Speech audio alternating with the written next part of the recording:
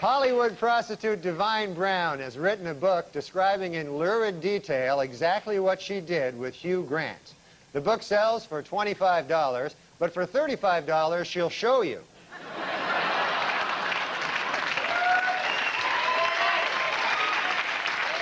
At the White House this week, President Clinton officially came out against same-sex marriages.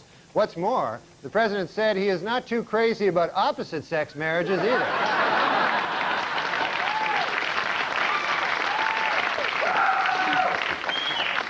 A new FBI study shows that for the first time, Americans are more likely to be killed by a stranger than a loved one or acquaintance. Their advice? Introduce yourself to as many people as possible.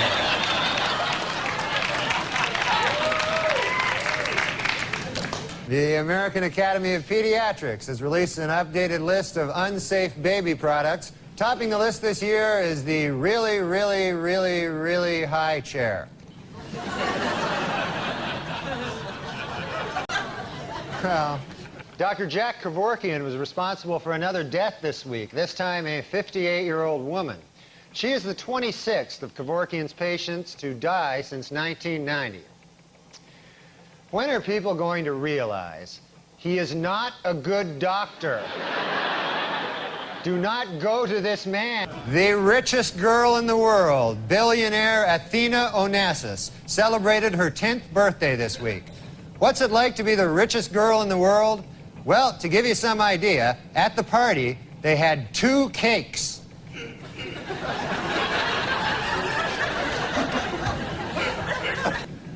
A new hangover-free vodka is on the market. Yeah, the ads claim that the 80-proof vodka is so pure, it's virtually headache-free. But before you run out and buy it, remember, it causes massive anal bleeding.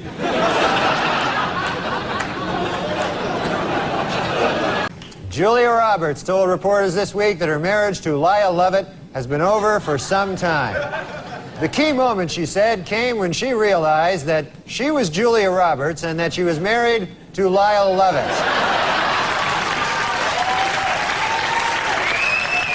The results are in for 1995, and once again, Microsoft CEO Bill Gates is the richest man in America. Gates says that he is grateful for his huge financial success, but it still makes him sad when he looks around and sees other people who have any money whatsoever. In a brilliant move during closing arguments, Simpson attorney Johnny Cochran put on the knit cap prosecutors say O.J. wore the night he committed the murders. Although O.J. may have hurt his case when he suddenly blurted out, "Hey, easy with that. That's my lucky stabbing hat." And in music news, #1 on the college charts this summer was Better Than Ezra. And at #2, Ezra.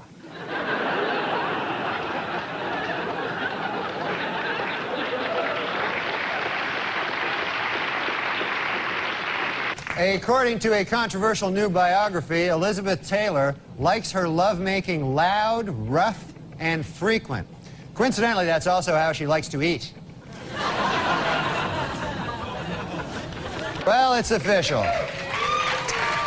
There you go. Michael Jordan is leaving baseball to return to basketball. It is unclear whether the media will now refer to him by his old basketball nickname, Air Jordan, or his more recent baseball nickname, Senior Crappy. In Walnut Creek, California, anyone who turns in his gun can get free therapy. And anyone who doesn't turn in his gun can get free anything. Well, earlier this week, actor Marlon Brando met with Jewish leaders to apologize for comments he made on Larry King Live. Among them that, quote, Hollywood is run by Jews. The Jewish leaders accepted the actor's apology and announced that Brando is now free to work again. At Virginia Commonwealth University, a professor is being sued following revelations that he spanked one of his students. It was the student's parents who first became suspicious when they asked, "What kind of marks are you getting?" And she replied, "Big red ones on my ass." So... Yippee! Jerry Rubin died last week. Oh, I'm sorry. That should read, Yippee Jerry Rubin died last week. Sorry about that. I'm sorry. My mistake completely. Just, I didn't read it right. Former First Lady Nancy Reagan reports that her husband has been relaxing at their ranch, riding horses and chopping wood. Sadly, eyewitnesses report that he was actually riding wood and chopping horses.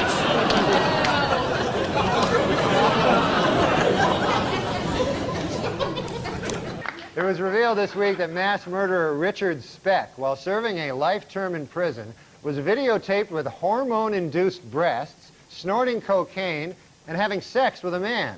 The film was apparently made with prison video equipment and a $300,000 grant from the National Endowment for the Arts. Dr. James Watts, a neurosurgeon who performed the first frontal lobotomy, died this week in Washington.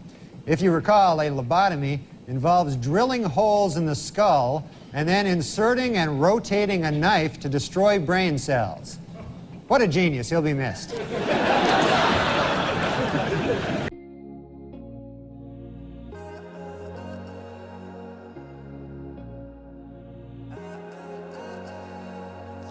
and crack your code every day, thinking about every word that we say. The world have ordered their ride, the extraterrestrial, to be shut down until it can be made scarier.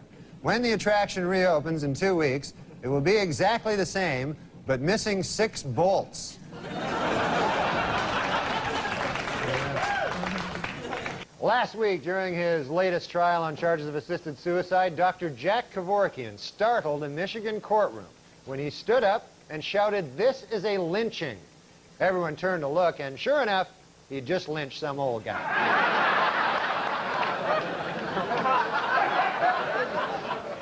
Garry Kasparov tied Deep Blue, the IBM supercomputer that can examine 200 million positions per second, in the 4th game of their 6-game series. Earlier in the week, Kasparov admitted he made a catastrophic blunder in Game 2 when he failed to force a draw by moving rook to E8. With all due respect to Mr. Kasparov, what the hell were you thinking?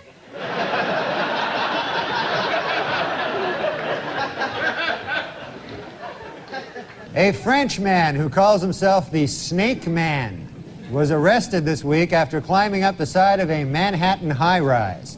Yep, he climbed right up the side of a high-rise, just like a snake.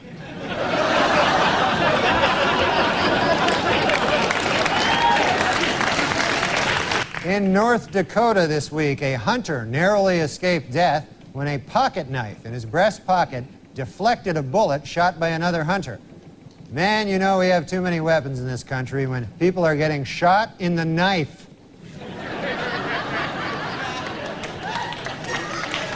And that's it. See you next week, folks.